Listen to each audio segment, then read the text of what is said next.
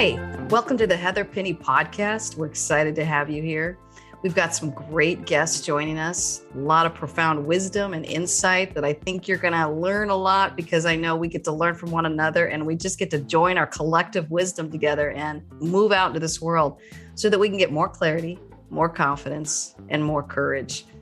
More importantly, so that you can step into the life that only you are made for. So let's dive in. Welcome, Stephanie. I'm so happy to have you to the Heather Penny podcast show. We got to meet under some fun circumstances. So why don't you tell our listeners a little bit of how you got to meet me? Yeah, thanks so much for having me. I have read a lot of Bob Goff books, and I'm probably a Bob Goff fangirl. And I got an email that said he was having a workshop at his Oaks Retreat Center. And I thought, I'd like to go. It was about being a speaker. I like speaking. So I had just spoken to a group and I thought, I'm going to go. And I'm going to act like I'm really interested in being a speaker. I really just wanted to meet Bob Goff. And it was such a surprise because there were only 29 people. You were one of the very first people I talked to.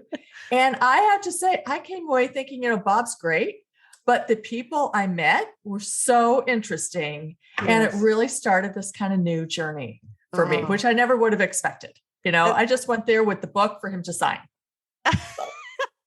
And boy, did it unfold from there, didn't it? It really did. And it's very exciting. And I think that it's kind of what we're talking about today. Oh, cool. Well, Stephanie and I had so much fun because she called me a couple days ago, or I think it was a couple days ago. I was on your podcast. So that's right. And then we had so much fun talking. I said, hey, Stephanie, will you be on my podcast? And this is where I want to introduce our topic to our listeners. The reason that I asked Stephanie on was because I have just written a book on clarity, confidence, courage. It's called The Life You're Made For, and I am very excited about it. And so Stephanie had me on to interview me about my book. And I said a really interesting phrase that got both of us talking. And it was this idea of, hey, we're not just aging, Stephanie. We are saging, aren't we? Saging. And I said, whoa, I'm stealing that from you. That is so good. So tell us a little bit of why that really resonated with you. The reason it resonated is because I'll be honest, I'm 58 years old in a couple of days. And I had a first career, out of college, 10 years corporate career, quit to have kids, had a second career, kind of an unexpected thing, started a hobby, started a cause. I was trying to teach people how to buy food for charity using grocery coupons, because I'm one of those people you wouldn't want to get behind in the grocery store line, the gal with the stack of coupons. Anyway, that actually turned into this wonderful 20-year career called, Coupon Mom. And we reached millions of people to help their families save money on groceries. It was my favorite topic. It was a hobby, and it ended up being this fabulous thing. So 3 years ago, I decided to retire. The website's still running. We still have people who run it, but I retired as the full-time office job. And that's pretty good, right? Retiring at 55, and now we can just travel, and we did everything. We bought an RV, we went on a cruise, we did all that stuff for about a year and a half. And I felt like, is this the rest of my life? It's a wonderful life. It's a wonderful life. But what I really learned was leisure is fun when it's a vacation or when it's special. But if you don't have a purpose, a project, something that makes you feel really productive, you are probably going to age a lot faster. Wow. I think so. So I started volunteering. There's volunteering I love. But when I went to Bob Goff's workshop, I came away feeling like, oh, wait a minute, maybe I'm not done. Bob actually told me, you're not done. You don't have to be done. And my feeling was I should just be so thankful. I had this wonderful bonus 20-year career. Who am I to come? No. And then now I'm on fire. Now I'm talking to people like you, and I'm thinking, clarity and confidence and courage. And I want to jump out of the airplane with the parachute. And there's so much that can be done, especially when you're in a position where you are retired and, we do have some money saved. And what kinds of things could you do? Yes. There's lots of things we can do. So Oh, I love it. I love it because I can hear you getting on fire. And I want to just say, I think there's a message out there for us aging. And I want to say maybe even more for us women sometimes, right? Aging's bad. You're getting slower. You're getting more wrinkly. Fill in the blank, right? We're just told message after message, and you don't even realize how much it's inundating you. Mm-hmm. And I think one of the things that I'm hearing you shift is saying, wait a minute, I'm not done. Wait a minute. I'm saging. I'm not aging. And they think that's where I'm calling out this middle age and beyond, because I think we start even use the term, we're over the hill. We're kind of now coasting downward. Right. And I was 9. Right. Yeah. What are some of the messages you feel like you've heard that have been so derogatory toward aging?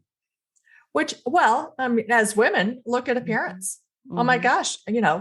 People don't say, did you get Botox? They say, where do you get your Botox? Oh, do you know they actually have a National Botox Month? No. Anyway, I digress.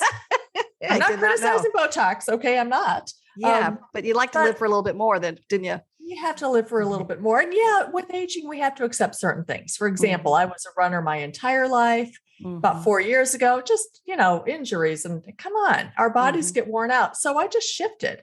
I shifted to that Peloton bike. I absolutely love it. I thought I was going to hate not running, and it ended up that's easier on our body, but you can still exercise, I guess is my point. There's always an alternative. And I remember years ago, Heather, I was with a friend and her mother. And I thought the mother was so old. In retrospect, I realized she was 50. Okay, I'm 58, but it's super young now. yeah, super young. And we were in our 20s, and we were just chatting with the mom. And I just asked her the question, what was your favorite age you ever were? And I actually thought she would say her 20s, right? Because that's when and she said, oh my gosh, the age I am right now. And I said, you wouldn't want to be in your 20s? And she said, and I've never forgotten this, and she hit the nail on the head. She said, I would never trade how I feel about myself and my life now with those years of insecurity in my 20s. Yep.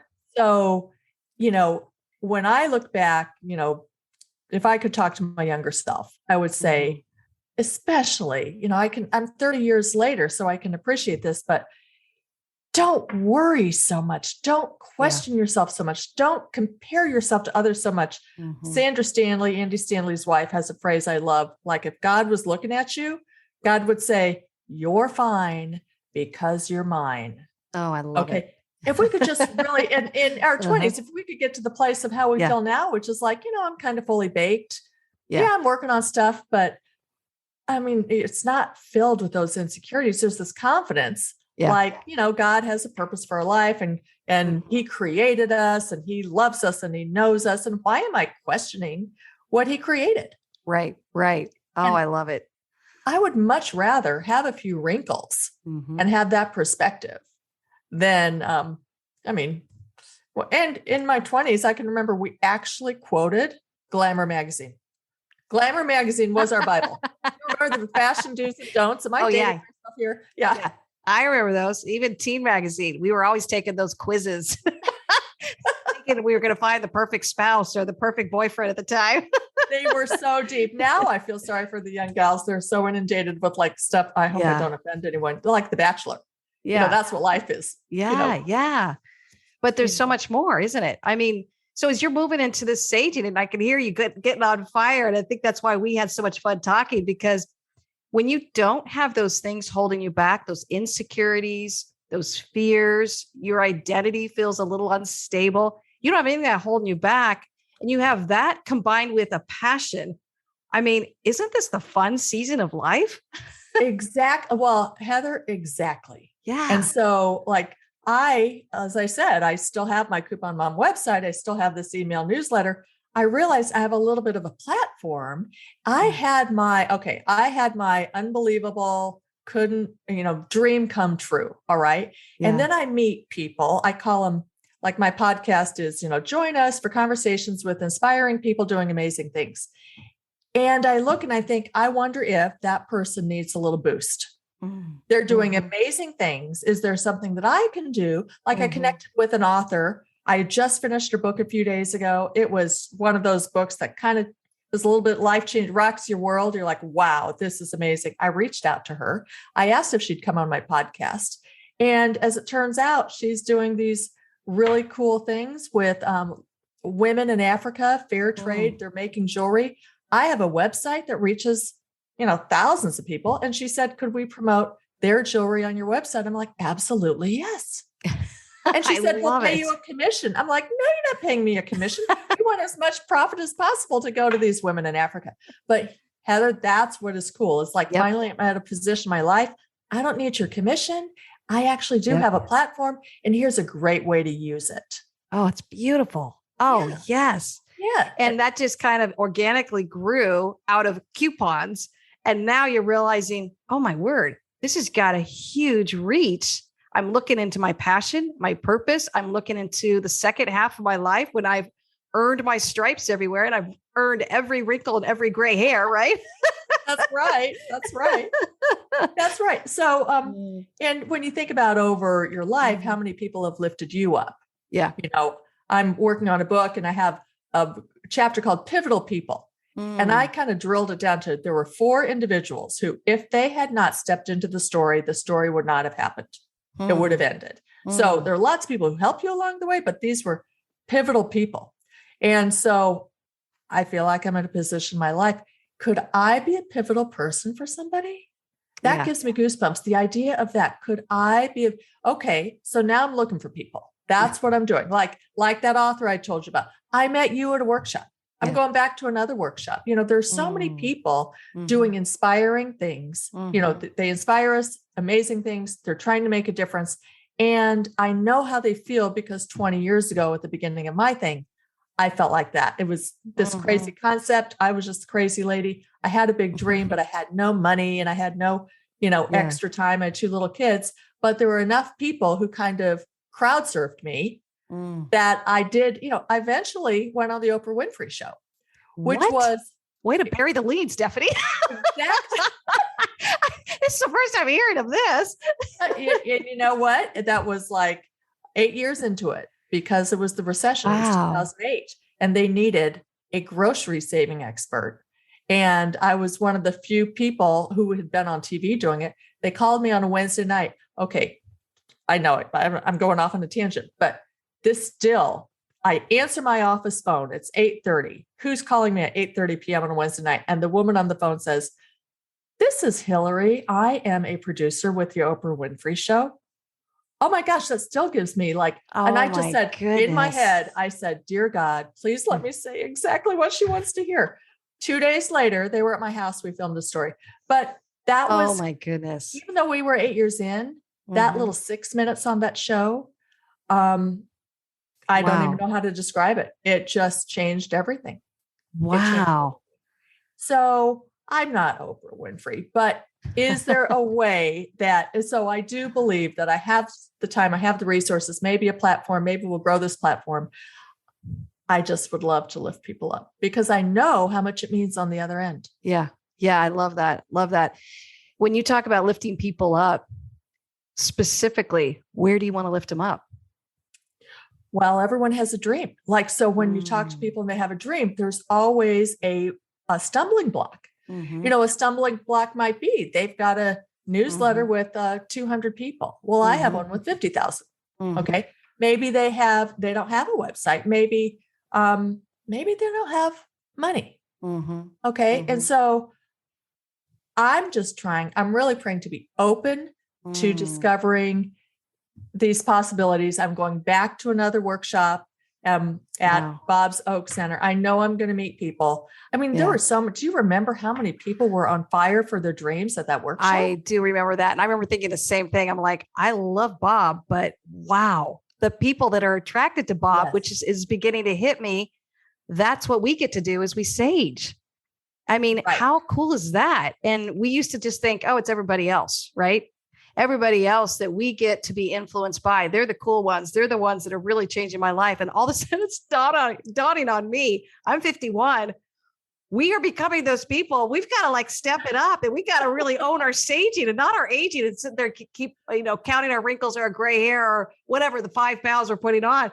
let's start really owning the fact that we're saging and start owning that purpose to help be a pivotal voice in someone's life. I think that's what I'm really excited to get people on fire about.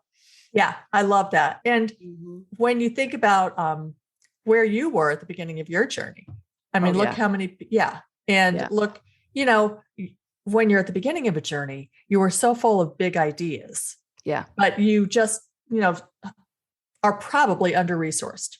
Most people are under-resourced. Yeah. And experiencing lots of failures, rejections, confusion, right? Right. Just on and on because we're trying to fumble through it for the first time. That's right. And even can you remember at the beginning, people who just, maybe they didn't give you any money, they didn't have, but they encouraged you? Yes. Do you remember the people who encouraged you? And yeah.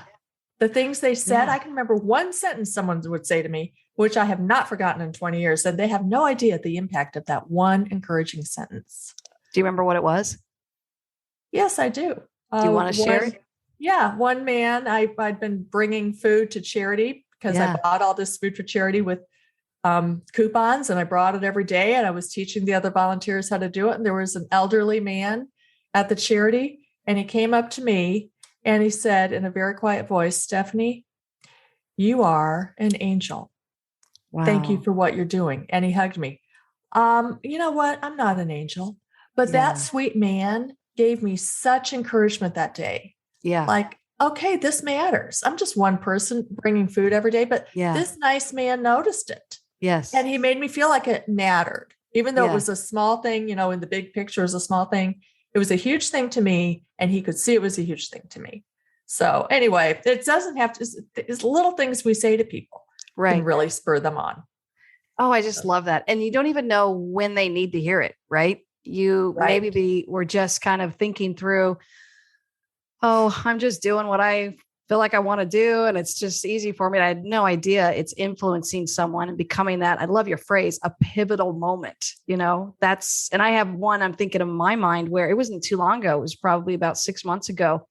I had worked with a young woman, and I remember we'd gone out to dinner. We were just having a great time. And I enjoyed my time with her. I just didn't realize what I had done in her life.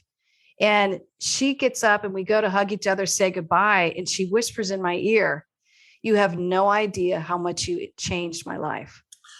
And I was like, "No, I don't." And I don't know if I handled it well, but I was so shocked because I was just doing what I love and showing up on the phone with her once a week for a couple months. And I had no idea that I changed her life.